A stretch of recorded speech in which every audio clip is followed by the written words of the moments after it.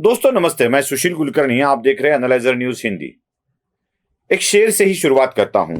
अदना सा गुलाम उनका गुजरा था बनारस से, मुंह अपना छिपाए ये काशी के सनम खाने में।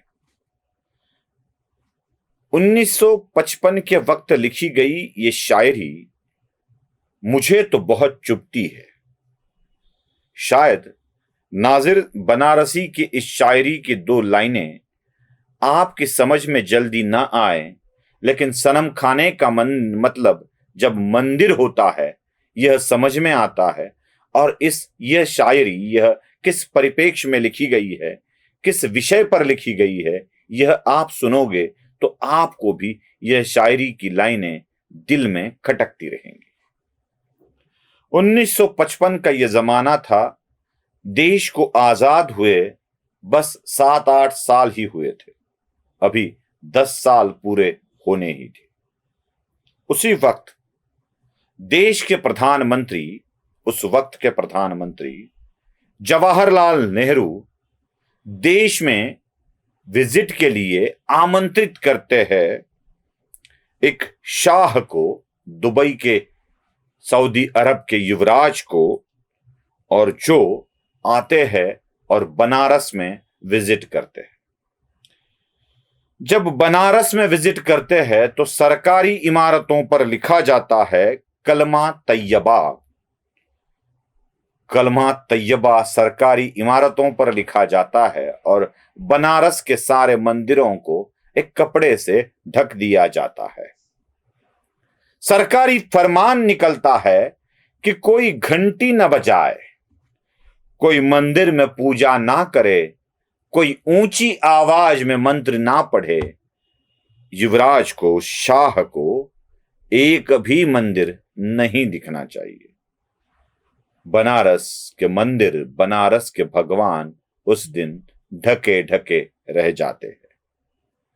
बनारस का काशी विश्वनाथ भी इसी तरह से ढका था और वह अब आजकल खुली सांसें ले रहे हैं। जब विदेश से कोई आदमी आता है तो हमारी सांस्कृतिक धार्मिक विरासत को ढक दिया जाता था और ये मुसलमान सम्राटों के नजर में ना आए, इसकी चिंता की जाती थी।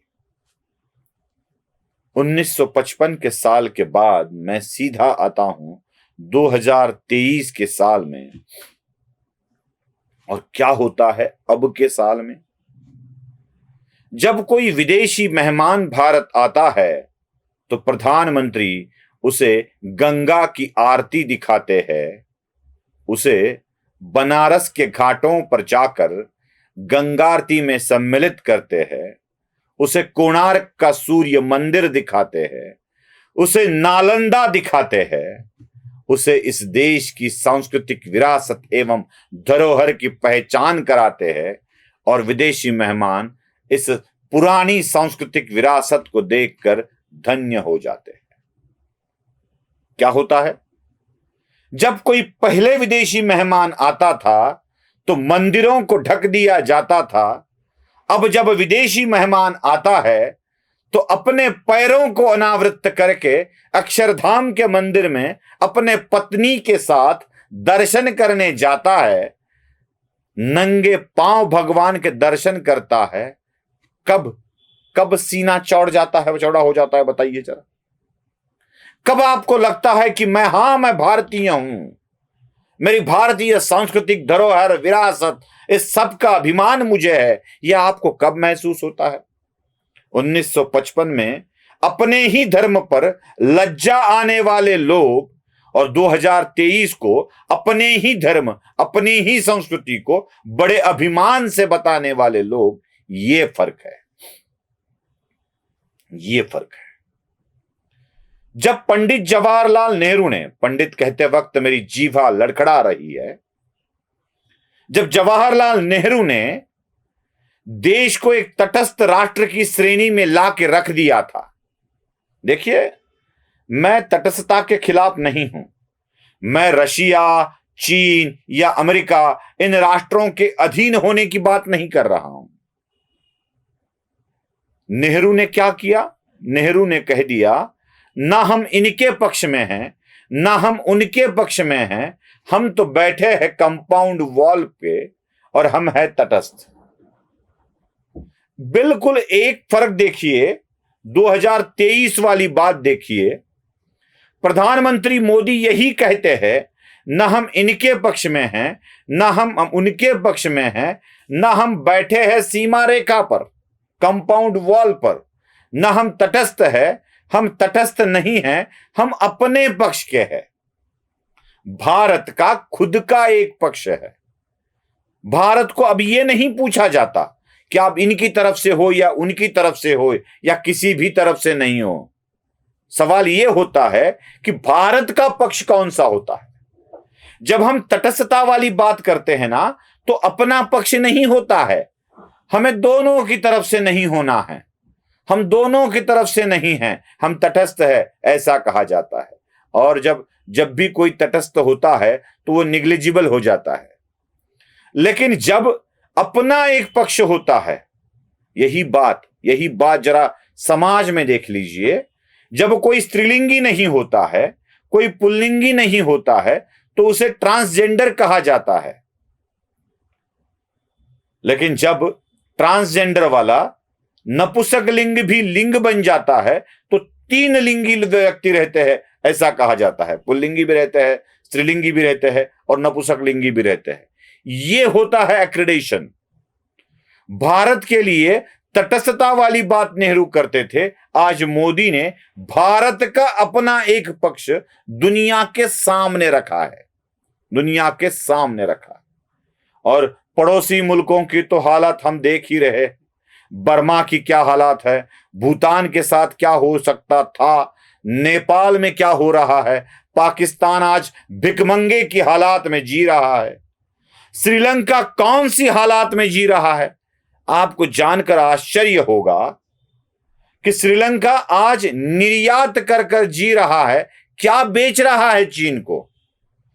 तो श्रीलंका जो बेच रहा है वो सुनकर आप भी हैरान हो जाएंगे।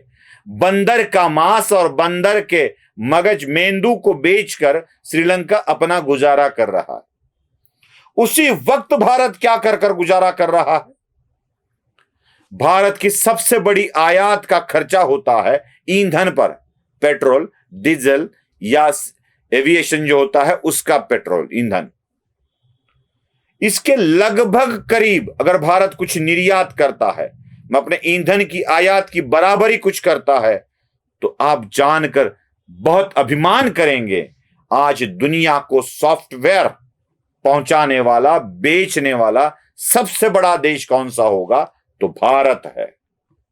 यह फर्क है, यह फर्क है।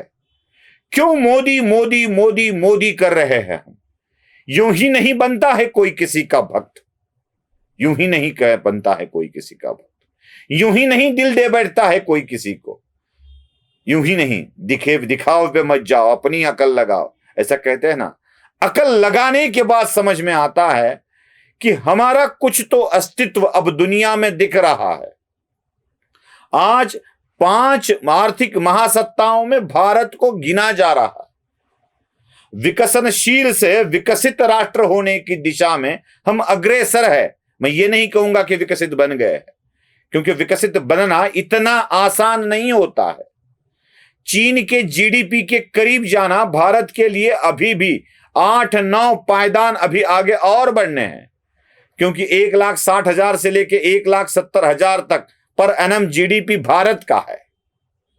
वहां चीन 10 लाख तक पहुंच चुका है। जाने के लिए समय लगेगा, लेकिन हमने उस तरफ बढ़ना तो शुरू कर दिया है। आज आर्थिक महासत्ताओं में पहले 5 देशों में तो आ गए हैं, अब पहले 3 देशों में जाने का प्रण तो हमने कर लिया है। अब इस प्रण को पूरा करने के लिए एक सशक्त कदम की जरूरत होती है, और वो सशक्त कदम दिखता है हमें मोदी के रूप में, जो अपनी सांस्कृतिक धरोहर को नहीं छुपाता है, जो अपनी बातों को नहीं छिपाता है, जो अपने हर किसी चीज को नहीं छुपाता है। वही होता है देश का नेता। और मैं उद्धव ठाकरे की तरह देश का नागरिक कैसा हो यह सवाल नहीं पूछूंगा, क्योंकि देश का नागरिक कैसा हो यह सवाल पूछा तो अब तक हम जो करते आए थे वैसा हो कह दिया तो हो गया देश का कल्याण। देश का नेता कैसा हो, ऐसा अगर कोई सवाल पूछता है तो इस देश को एक पहचान देने वाला हो, इस देश को अग्रसर रखने वाला हो, वही नेता देश का नेता कहलाता है। नमस्ते।